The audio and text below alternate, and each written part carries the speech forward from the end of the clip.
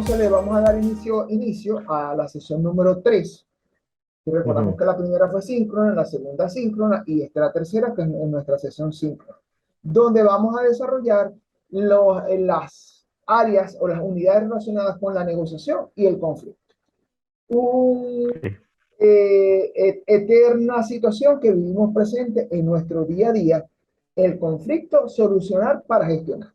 Entonces vamos a con el desarrollo. Decimos entonces que a nivel mundial, la situación de crisis de la administración de la justicia ha conducido hacia una búsqueda efectiva de medios alternos para solucionar los conflictos que se nos plantean.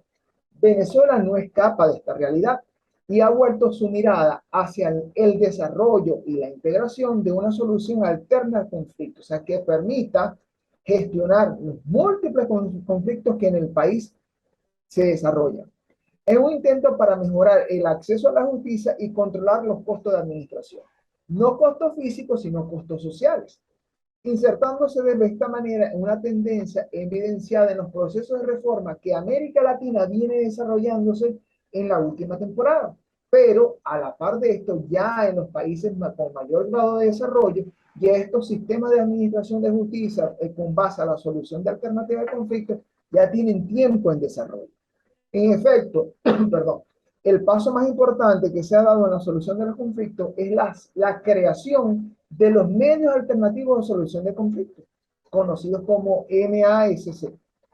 Son estos medios alternativos, van a constituirse o generarse, plantearse, se posicionan como un punto de partida y fundamento por el arraigo de la interpretación de las diversas temáticas legales, los diversos puntos legales que existen en función al desarrollo de la administración de la justicia en el país. El paradigma que anteriormente se planteaba la necesidad de una administración de justicia proveedora de seguridad y certidumbre jurídica se ha revelado y es generalmente insuficiente, o sea, no cumple con su prometido. Lo que requiere ahora el desarrollo de estructuras sociales que se participen en la construcción de una cultura de la paz. Cuando hablamos de una cultura de la paz, entonces planteamos la opción a desarrollar, incorporar, ejecutar, monitorear elementos conducentes a la minimización del conflicto, que rompa el arquetipo que anteriormente existía con relación a la las distantes relaciones humanas y la poca interactividad entre los seres humanos para que conformarnos o transformarnos en una sociedad más integradora, conducentes entonces con los cambios en el sistema de justicia a nivel mundial y por supuesto a nivel nacional. Según la sociología, el conflicto parte su estudio en cómo se ejecuta. Entonces, parte entonces que el conflicto se relaciona con hechos sociales que han sido clasificados y analizados en el término de interacción. Si hay interacción, hay conflicto, pero no todo conflicto es dañino. En ese orden, los géneros más importantes de interacción elegidos para su consideración han sido el conflicto, la competencia y la cooperación. Siempre que recurrimos, escuchamos en la palabra conflicto, la relacionamos a una situación, a un problema, pero no necesariamente es así. Puede existir un conflicto de ideas que son posiciones encontradas que tenemos cada una de las personas y vamos a llegar a la posición más óptima. Y allí no hay un problema, sino que hay un intercambio de información. El conflicto entonces se encuentra inmerso en la vida social y responde a un fenómeno universal, es decir, a la idea en la cual conviven los conceptos, las guerras, disputas, entre otras opciones, con toda esta diferencia en la forma de pensar en la especie que como seres humanos conformamos el orden superior. Se precisa entonces que el conflicto pertenece al orden de las relaciones sociales. Es un proceso presente en las relaciones humanas. Si toda interacción entre los hombres es socializada, entonces el conflicto es una forma de socialización. La parte positiva o la parte básica, la parte de generador de características distintivas del concurso. Esto puede resolverse cuando existe acuerdo entre los firmes. Todo este planteamiento es de vieja data, porque de 1965, de Killstreet, pero se sigue manteniendo vigente hasta la fecha, cuando se habla de la interactividad del conflicto, de que no necesariamente el conflicto viene originado por situaciones ajenas o situaciones problemáticas, sino que el conflicto se basa en la socialización de las ideas. Y ya cuando estamos socializando ideas, estamos compartiendo y estamos estableciendo acciones para generar una solución efectiva a este conflicto. El correcto. conflicto entonces es parte de la vida humana. Nos encontramos en un eterno conflicto. Desde que iniciamos, nos levantamos y ponemos un pie en el piso, ya comienza un conflicto de días. ¿Qué hago? ¿A qué le doy una mayor prioridad? Entonces ya forma parte de nuestra vida humana.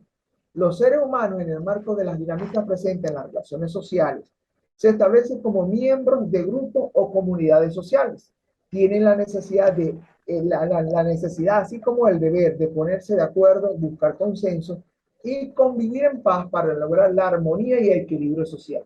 El equilibrio social entonces lo relacionamos con una justa aplicación de los sistemas de justicia. La satisfacción de las necesidades o de sus intereses los enfrenta y los envuelve en situaciones contradictorias que regularmente están presentes dentro del conflicto, lo que hace necesaria la búsqueda de escenarios para lograr acuerdos. Entonces, ya saben, vemos la relación que hay: conflicto, intermediación, acuerdos. El intermediador va a ser el eje de engranaje entre el conflicto y la solución o la generación de acuerdos efectivos en este orden para conseguir o lograr la tan anhelada paz social o justicia de paz. El conflicto y el derecho guardan una relación directa y sincrónica.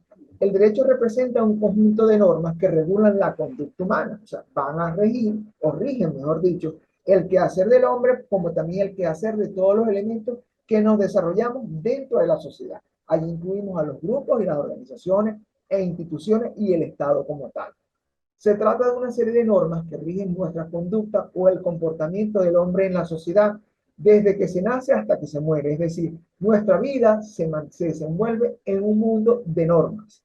La finalidad de la regla normativa no es describir el comportamiento real de sus destinatarios, esto es, de sujetos a quienes se los obliga, sino prescribir u ordenar cómo conducirse independientemente de que haga o no hagan lo que se manda. Es decir, cómo el hombre, la sociedad, las interacciones, las instituciones, el Estado, se va a desarrollar en un escenario donde va a prevalecer el orden del derecho, pero también la administración de justicia con base a lograr la equidad, la paz y el desarrollo de la sociedad.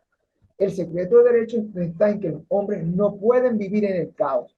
Tenemos que, no lo podemos generar, pero tampoco nos podemos mantener dentro de él. Es decir, el orden se plantea como una necesidad del hombre y por orden de la sociedad.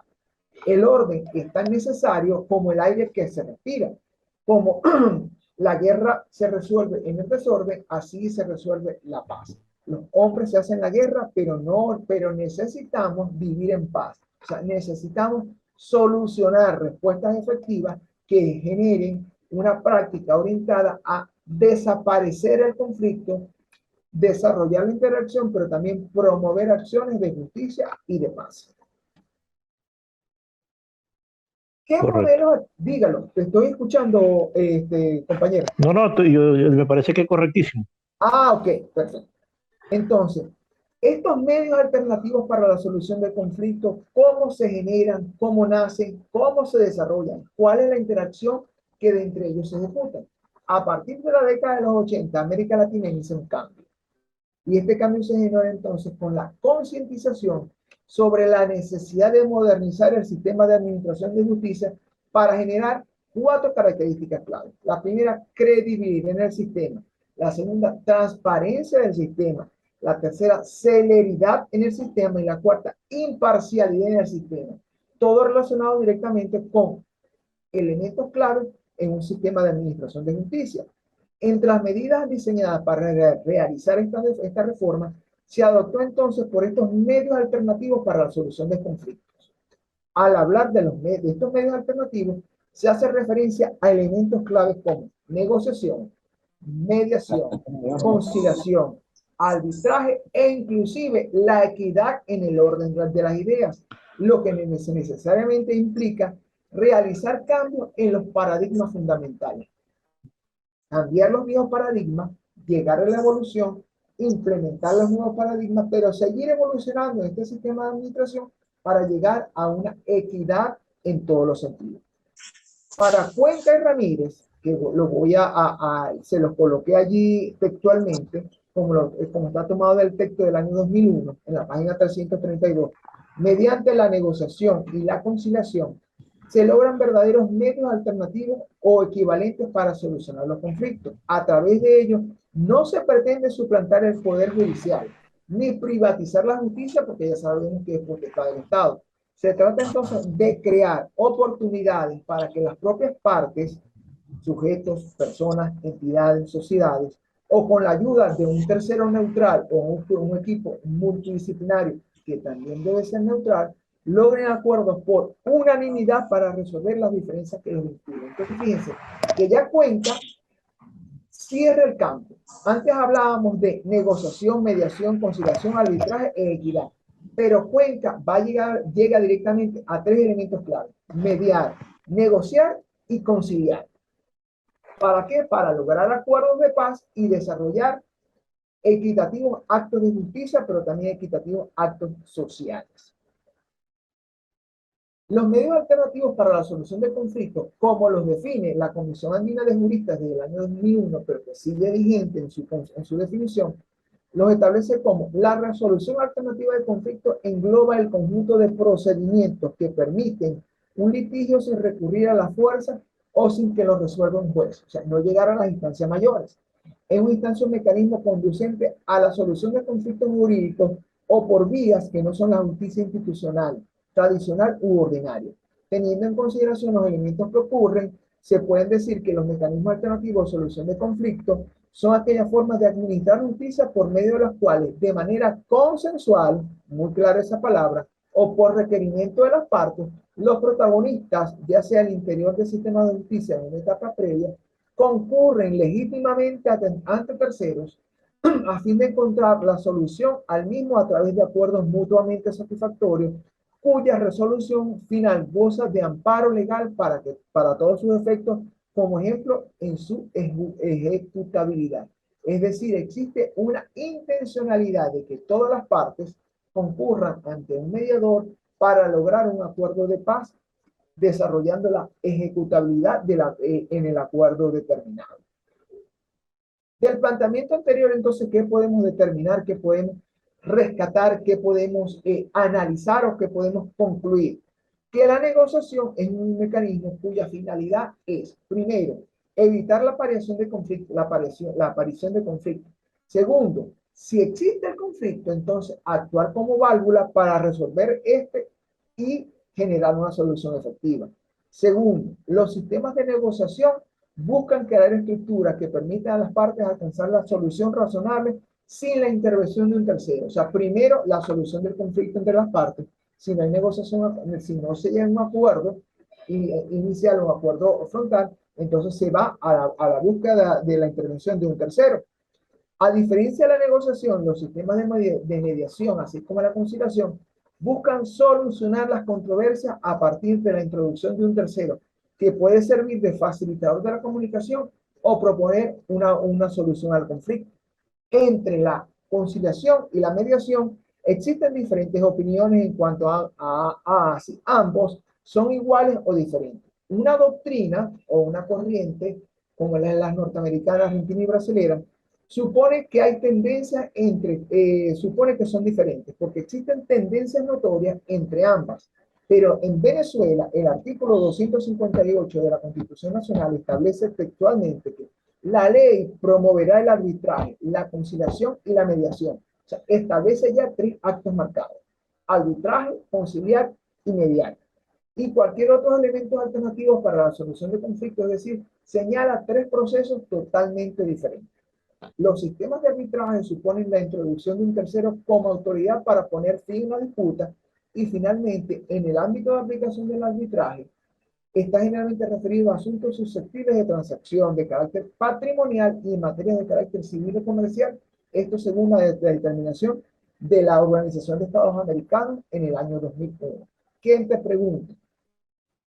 ¿Qué, qué visualizas tú como solución de conflicto y para qué lo podemos implementar? Ok, profe, disculpe, pero ¿qué conflicto exactamente? ¿Se refiere en el caso venezolano o un conflicto en general? Conflicto general, William. Se presenta un conflicto, una situación hipotética. ¿Cuál sería la vía para llegar a un acuerdo de paz y generar una solución efectiva a ese conflicto. Bueno, creo que primero tendríamos que verificar qué es lo que se ha hecho en el pasado y en base a eso tener también una claridad de qué funciona y qué no. También considero que habría que escuchar a las partes. Eso lo podemos ver Sí, entonces como antecedentes, porque recordemos que exactamente. parte del argumento son los antecedentes o los hechos que se han presentado en relación a esa situación o a ese conflicto que estamos analizando. Exactamente. Entonces habría que ver también el antecedente, qué dicen las partes y en base a eso buscar una figura quizás de mediación entre las partes donde se puede escuchar a las partes y llegar a un punto intermedio en el que las dos partes, si bien ninguna de las dos partes va a ganar, pero que sea una persona imparcial, pues.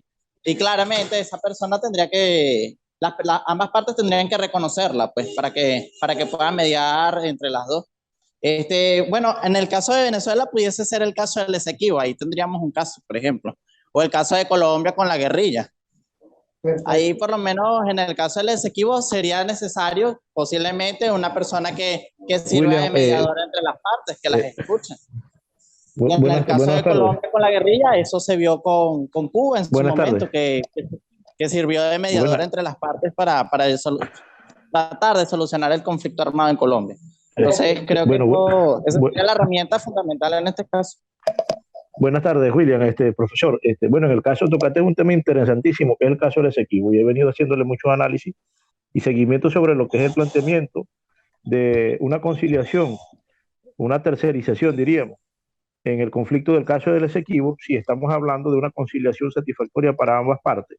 Y que lleva años, Sí, y estamos hablando desde 1777, donde la Capitanía General de Venezuela asumía como punto de partida de nuestra frontera el Esequibo, o el río Esequibo, y tras la compra del gobierno o del Imperio Británico al Imperio Neerlandés sobre el Esequibo, ahora diríamos guyanés, pero anteriormente fue británico, ahí se corrió la línea de fronteriza. Ahora bien, sobre este acuerdo, o sobre esta negociación, o sobre esta solución de un conflicto, hay que buscar, para buscar conflictos en una tercera parte, tendría que ser garante. Usted mencionó una palabra muy importante, que tiene que tener credibilidad.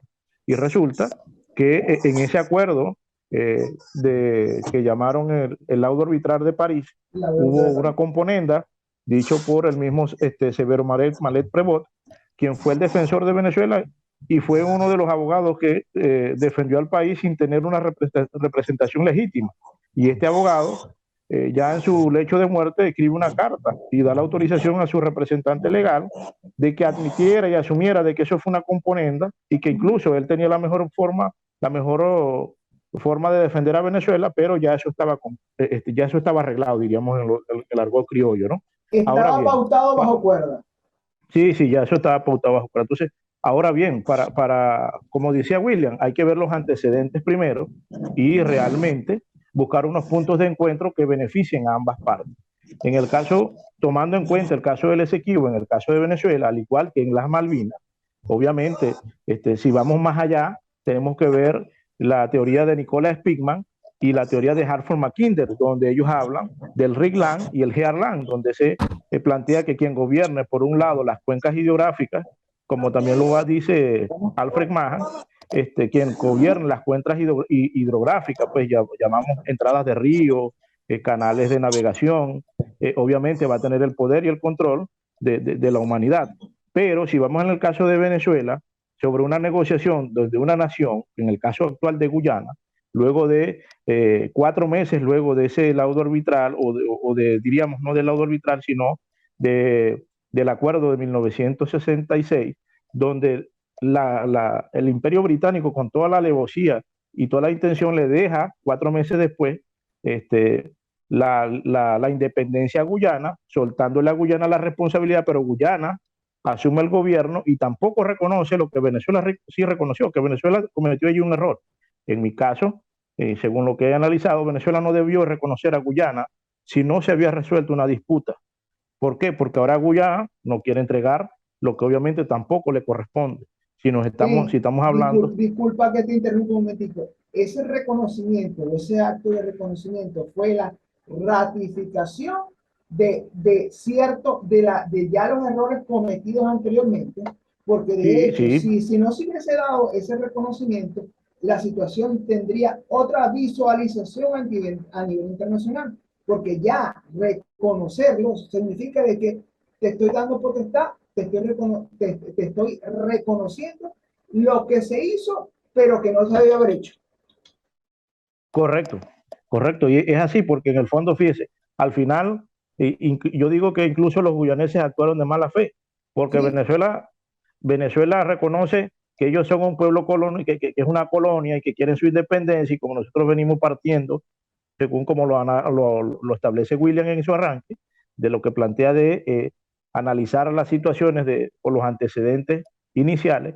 Venezuela tuvo un gesto de buena fe contra la república colonizada y resulta que después los colonizados, como diría Malcolm X, terminó viendo mal al oprimido. Es decir, no reconoce ahora una justa reclamación legítima por cuanto ellos usaron a un ingeniero eh, prusiano para correr la línea Sundburg, la línea fronteriza, estamos hablando de 152.000 kilómetros. Ahora bien, en el fondo de todo esto, la negociación tiene que partir con puntos de encuentro favorables que beneficia a ambas partes. ambas partes. Como usted mencionó, allí necesitamos dentro de esa mediación, dentro de esa negociación, si hay un tercer participante, tiene que ser alguien garante de que se respeten los acuerdos y que no vaya en beneficio ni de uno ni de otro. El caso también de las Malvinas, para tocar Y esos temas, pero que esa persona, aparte de la neutralidad, de la en realidad, parcialidad, posea los uh-huh, conocimientos tanto de fondo y de forma para ser garante del proceso, porque correcto. son elementos que van a afectar la decisión tomada, porque yo puedo ser totalmente parcial y puedo ser totalmente neutral, pero si no conozco toda la historia, no me he documentado, no puedo garantizar una solución, un acuerdo de paz efectivo que beneficie a ambas partes. Podemos hablar en la actualidad de la situación política contemporánea de Venezuela. No ha habido una realidad en el fondo, no ha habido sinceridad en ambas partes, y digo en ambas partes, por llevar a un feliz término la reconciliación no solamente del país en lo político, sino En lo también en lo social, en lo social, económico, en lo en lo, financiero, en lo sí, cultural, en lo cultural, porque en nuestra podríamos, esencia como seres humanos. por supuesto, profesor. Entonces vamos al caso puntual. Yo he hecho críticas puntuales al gobierno establecido. Ahora bien, de allí a plantear una intervención militar a Venezuela, de allí a plantear el saqueo de los recursos lo que ocurrió con el gobierno libio. Podríamos decir que fue un dictador Gaddafi, pero tenía unas reservas gigantescas económicas y de minerales y era el país más provisorio de la parte baja de África, donde todos los africanos querían irse a Libia. Pero en el caso de Venezuela, la clase política, aun cuando pudiese o no pudiese tener razón, ellos no pueden apoyar lo, el desvío pues, de los recursos que afectan no a Maduro o al gobierno establecido que esté, sea Maduro, sea Pedro, sea Juan, perjudicas a la población en su conglomerado. Y podemos ver lo que está ocurriendo con la empresa Monómero, dicho por Humberto Calderón Berti, que también lo conozco. ¿Y qué dice Humberto Calderón Berti? Bueno, que eso se convirtió en la caja chica de la otra clase política dominante y reinante en el país. ¿A quién afectó todo esto? Afectó al pueblo. Ahora bien, tenemos unas mesas de diálogo que han servido medianamente para algo, pero bueno, ya por algo se empieza, como dijimos al inicio. Pero ¿qué es lo que ocurre ahora? Bueno, tiene que haber garantes que sean imparciales, que no representen a ninguno de los dos bandos y que no se sientan ellos identificados, sino que sean netamente imparciales y que beneficien ese diálogo buscando la mejor solución para todo un país, para todo un pueblo, y creo que esa es la forma, ¿no? No sé si me extendí, disculpe usted, profesor. No, yo ahí no te digo que crees, sino que lo veo como la única solución efectiva, porque soluciones pueden haber muchas, pero efectiva Sí, poco. efectiva, Pero correctamente. para mí, tu planteamiento es la solución efectiva para generar la respuesta satisfactoria ante los múltiples conflictos de diversos órdenes que estamos presentando. Pero fíjate, Profe, disculpe. como no, te escuchamos, Ajá. Julio. Te escuchamos, Ah, Julio. ok. Lo que le iba a decir con referente a lo del Esequibo, yo considero que ahí lo ideal sería hacer una jurisdicción especial. Yo creo que que el territorio debería ser compartido entre ambas naciones y las dos naciones deberían de reconocer la legitimidad que tienen sobre dicho territorio, en vista que ya han pasado muchos años y creo que sería lo más justo. Yo creo que sería lo más justo, pues, o sea, ni para uno ni para el otro, sino crear una jurisdicción especial donde los ciudadanos que hayan nacido en dicho territorio sean reconocidos como venezolanos, pero también sean reconocidos como guyaneses, y que efectivamente las instituciones venezolanas también tengan acto de presencia en dicho territorio. Eso es lo que considero con el Esequibo. Bueno, es una solución factible, ¿no? Pero ahora hay que llegar a las mesas de negociación para, por darle ese nombre, para corroborar la intencionalidad de cada uno y los puntos de cuenta de cada uno y qué plantean cada uno de los participantes para ver qué se concreta, qué hace match entre cada uno para intentar generar una solución a ese sentido. Y con respecto a lo que estaba planteando Ken, del conflicto actual con la empresa Monómero, Calderón hace un planteamiento muy claro, muy conciso, corto y preciso. Inclusive nombra personas que iniciaron la transformación negativa, cómo se hizo ver que se podía generar en un torbellino, cómo lo hizo ver él mismo y las acciones tomadas en contra de esas personas que opinaron o que anticiparon el conflicto que se podía generar. Su planteamiento es muy puntual, como siempre lo ha hecho, muy dentro del conocimiento de la ley y muy dentro del conocimiento de lo que es el derecho internacional y todo lo que plantea.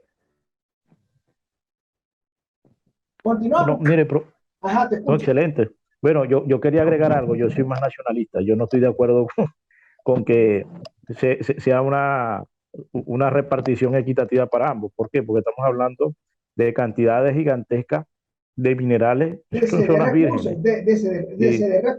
Y por algo hablé de la teoría de John Nicholas Pickman, que habla sobre quien controle las cuencas hidrográficas y sobre quien maneje las zonas donde hasta ahora son vírgenes. Ahí sabemos que hay cantidades de recursos gigantescos. Ahora, ¿qué es lo más favorable? Bueno, hay un término jurídico que no me lo sé bien, en el latín no me lo sé, pero dice por cuanto has poseído. Sí, como siempre has poseído, has de poseer. Ok, como siempre has poseído. Sí, eso es lo que quiere decir, es que lo que tenías antes lo tendrás ahora. Bueno, eso mismo podemos alegarlo nosotros. Incluso Bolívar le hace un llamado de atención a la corona británica cuando se da cuenta de que enviaron tropas y le dijo, bueno, no hemos luchado en vano contra un imperio, todavía lo que quedan, los millones, han muerto miles de soldados, pero todavía quedan miles para seguir defendiendo nuestra tierra y nuestra libertad. Ahora bien, ¿qué es lo que ocurre? Estamos hablando de los recursos del planeta. Esa es una zona virgen y bueno, podríamos llegar a un acuerdo. Yo estoy de acuerdo que se le dé hasta un porcentaje a Guyana de cualquier extracción de allí, pero no reconocer sobre esa tierra soberanía que no es de ellos, porque ellos están heredando de una compra de una tierra que hizo Gran Bretaña a Holanda. Okay. Pero no significa que ellos son los herederos reales. Quienes son herederos reales son los que están establecidos en la carta real en la cédula real de 1777. Es mi apreciación, quizás difiera, pero yo sigo en la defensa del Esequibo. Fíjate, no es que difiere, sino que llegamos a soluciones, a plantear soluciones que van en beneficio de que unos ganan más y otros ganan menos. Al final, cuando esto se genera una solución efectiva, alguien tiene que ceder. Y alguna de las dos partes va a tener que negociar o renegociar el planteamiento que tenía para llegar a una solución efectiva. Porque como vamos, nunca vamos a tener ni vamos a ser totalmente que somos dueños del Esequibo, pero no tenemos esa administración de los recursos que debe ser como tal, ni Guyana tiene la total potestad sobre ellos por ese hecho de cómo fue adquirido, cómo fue negociado esa extensa territorialidad. Pero el problema ya data de tantos años, inclusive siglos, ¿qué acuerdo deberíamos llegar para negociar? es preferible desde una visión más integradora, perder para ganar. Pero ahora a ver, ¿qué tanto estamos dispuestos nosotros a perder o qué tanto están dispuestos ellos a perder? Sería entonces sentarse a negociar un conflicto para generar soluciones. Bueno, de los Sí, yo 150, considero que es mejor de los no, 157.000 kilómetros cuadrados, 155.000 kilómetros cuadrados, bueno, ¿por qué no 100.000 para nosotros y 50.000 para ellos? También sería razonable, pero no es dejarlo. bueno, me dio risa, Ken, porque había hecho un politólogo ruso. Era un politólogo ruso y él decía, el Esequibo no se puede dividir porque ese no es una torta, no es un pastel, ese es un territorio de tierra. Y yo digo, en parte pero es tiene que todo razón se, en ese todo se aspecto, reparte. pues. Todo se reparte. Todo se reparte. Ahí tienes el caso de Alaska. Alaska fue No, y repartida y era Rusia. también tienes el caso de territorios compartidos. En el caso de Europa hay casos así. Hay un caso puntual que estuve leyendo también de una isla que es compartida entre dos naciones. No me acuerdo ahorita en No qué recuerdo el país, nombre, pero sí hay ese sí. Sí, yo he antecedente. leído. Y inclusive lo que las el nombre no recuerdo exactamente cómo es, pero hay un conjunto de islas, se conocen como las islas del ayer y la isla del mañana, donde a ciertas horas del día y dependiendo también cómo está la corriente, puedes navegar y irte desde los Estados Unidos hasta Rusia. Entonces se dice las islas del ayer porque si estás en los Estados Unidos tienes un uso horario y si las islas del mañana porque si estás en Rusia tienes otro uso horario y fueron compartidas. Entonces, todo en la vida es negociable. Lo único negociable en esta vida, lo único no negociable en esta vida es la muerte. Pero Exacto. en los hechos sociales todo es ampliamente negociable, dependiendo ahora cuál sea la intencionalidad y qué capacidad tengamos como seres humanos de ceder y de perder para ganar. Ahora, yo, volviendo al tema de la negociación, es importante analizar también lo que viene ocurriendo en el contexto contemporáneo entre la guerra de Ucrania, Rusia, y ya se ha completado más la forma general de que si estos estados se anexan a la República Rusa, va a ser una confrontación formal, no de milicias populares, sino de Rusia contra Ucrania, y a Ucrania pues la apoya la OTAN. Yo creo que allí hubo un trasfondo internacional, porque cuando uno observa, yo leí el acuerdo de 1991 de la disolución de la Unión Soviética, donde ellos asumían, los Estados miembros y la OTAN a su vez, asumían que no iban a ingresar a esas ex naciones soviéticas a la OTAN, pero en el curso del tiempo se volvió solo papel y líneas de papel. Y vemos hoy lo que está ocurriendo con Ucrania, luego de la destitución de Bora Milosevic, perdón, creo que es Milosevic, no sé si es Milosevic o se me va el nombre, en el 2014 Creo que Milosevic no es. No, Milosevic fue el de Yugoslavia, ¿verdad? Bueno, cuando le ponen al presidente en ejercicio del 2014 y asume el poder en Ucrania, se puede ver que ya ahí se pierde todo rastro de, de poder conciliar pues, entre un gobierno, sea el federal de Rusia y sea Ucrania, porque recordemos que una de las primeras capitales de la Gran Rusia en los años de los zares también fue Kiev. Y entonces ya ahí viene un problema de manipulación internacional para ir tratando de cercar a Rusia en la percepción objetiva de lo que hemos visto, porque se han colocado misiles balísticos en gran parte de estos países, estamos hablando de Lituania, Letonia, Estonia, que fueron parte de la Unión Soviética y hoy día están dentro de la OTAN. ¿Qué puede usted, profesor, como ya estratega de esto, sobre el diálogo y la negociación? ¿Qué cree usted que puede pasar allí? ¿Todavía habrá chance para una negociación? De que hay. Lo único que mientras más se dilate la negociación, vemos que el costo de vida humana cada día se incrementa y que el costo social también es cada día más fuerte. Cuando me refiero al costo social es la repercusión de todos esos elementos en el desarrollo de la sociedad, la destrucción de sociedades, De ciudades. inclusive de ciudades.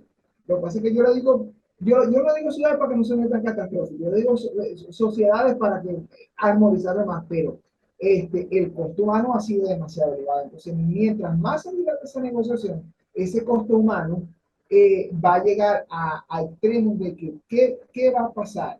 ¿Dónde va a quedar? Por ejemplo, estamos viendo a nivel, por las noticias, las acciones del Estado, cómo se está manipulando, por así decirlo, el orden social en Rusia y cómo se está dejando entonces a los ciudadanos a incorporarlos a la guerra, pero en una forma coercitiva.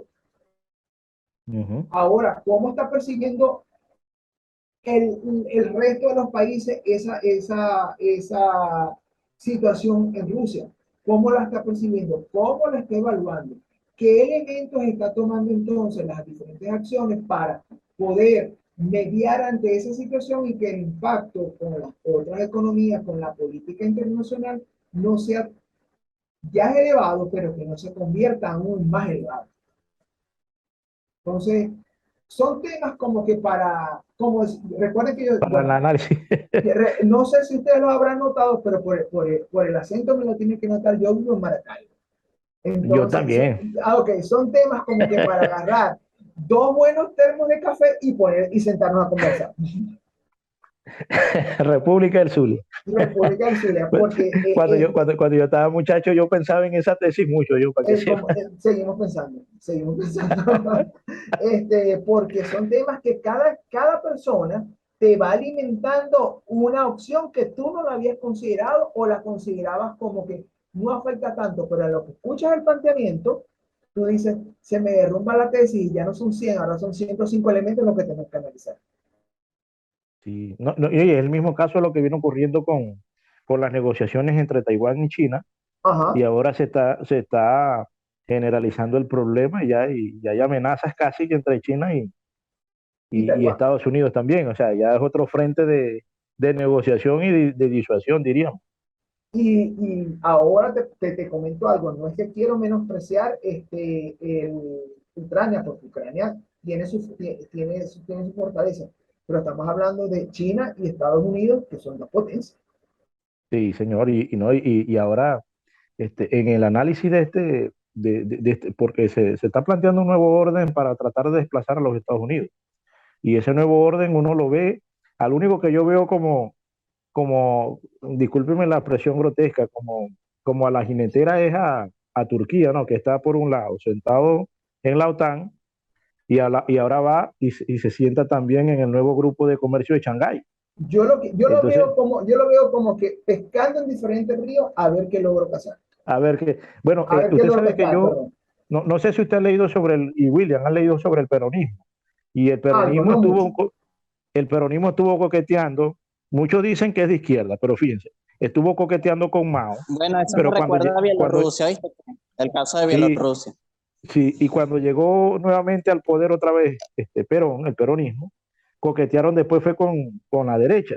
Ujú. Entonces uno no sabía al final, no, los argentinos son argentinos que ellos dicen que es un modelo utópico, que es un modelo autóctono. No, para mí simplemente le dije a un amigo argentino, ustedes lo que fueron con Perón fue un jinetero, porque estuvo viendo a ver con Aprovechadores, qué colado. Sí, señor. aprovechadores. Y es lo que estoy viendo con Erdogan, ¿no? De esas negociaciones que hacen ellos. Por un lado se sientan con uno y por el otro lado se sientan con otro. Entonces Perfecto. al final, Al final no se terminan de centrar y marcar su línea de acción, sino que vamos de acuerdo a un conflicto de intereses. sí, señor. Lo que pasa es que yo considero que cada quien va a jalar para su lado. Entonces, un país, por ejemplo, el caso de Turquía, yo considero que él no va a jalar ni para Estados Unidos ni para Rusia. Él va a jalar para lo que me conviene más. O sea, yo voy a jalar es para mi lado, yo no voy a jalar para los lados de las grandes potencias, sino lo que me convenga más, eso es lo que yo voy a aplicar. Pero Y eso es lo que creo que está sucediendo con la política internacional. Es eso es lo decir, dejan que el tema ideológico y ellos se centran en qué me beneficia mejor a mí. se prevalece el tema de intereses. Exacto, un interés. Ok, continuamos entonces. La, perdón. Entonces vamos a corroborar cómo estos medios alternativos de solución de conflictos, perdón, se insertan en el orden jurídico venezolano. En el artículo 258 de la Constitución de la República se establece que la ley organizará la justicia de paz en las comunidades. Los jueces o juezas de paz serán elegidos o elegidas por votación universal, directa y secreta conforme a la ley. Pero ahora, en el artículo 253 se establece que, y se lo coloco textual y viene entre líneas, el sistema de justicia está constituido por el Tribunal Supremo de Justicia, los demás tribunales que determinen la ley, el Ministerio Público, la Defensoría Pública, los órganos de investigación penal, los auxiliares y funcionarios de justicia, el sistema penitenciario, los medios alternativos de justicia, los ciudadanos que participen en la administración de justicia conforme a la ley y abogados autorizados para el ejercicio. Entonces ahí vemos cómo es la conformación o la articulación desde el fundamento constitucional para determinar el orden de practicar el sistema de ordenamiento jurídico, el sistema de ordenamiento judicial, con base a lo que es la administración de la justicia y paz. La conformación estructural del sistema de justicia interviene en ella una pluralidad de componentes distintivos del órgano público, del órgano del poder público, y está igualmente relacionado con otros órdenes de aplicación general. Presente con la participación ciudadana, con cuyo engranaje se busca entonces alcanzar el concurso, la colaboración y la coordinación de tareas por parte de sus integrantes a efectos de mantener coherencia y eficacia para lograr la justicia que demanda un colectivo nacional en un Estado de Derecho. Entonces vemos dos palabras clave que son coherencia y eficacia. Eficacia determinada con eficiencia, efectividad, innovación, todos los elementos conducentes a lograr un orden, y coherencia en la integralidad en las acciones.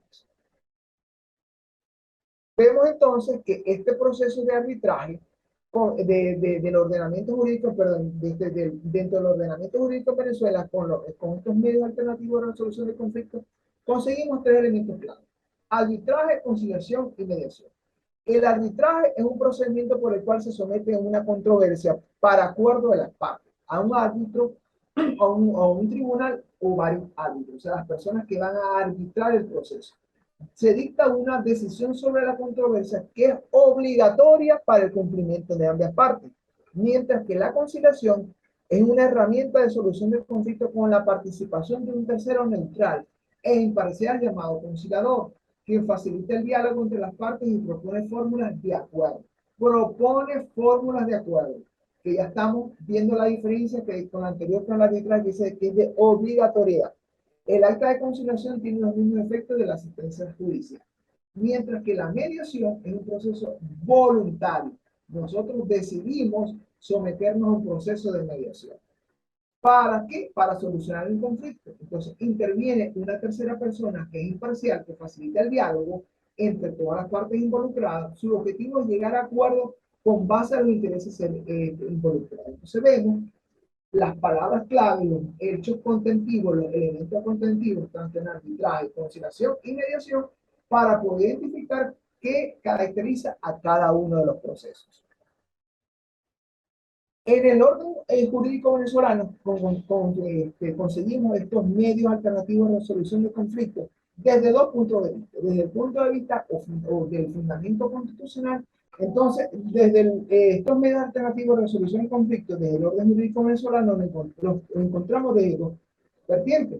La vertiente del fundamento constitucional y del fundamento legal. Del fundamento legal, entonces, el artículo 258 de la Constitución Bolivariana de la República de Venezuela, donde nos establece el orden de acción de los jueces de paz, cómo son elegidos, cómo van a interactuar en la ejecución de sus servicios.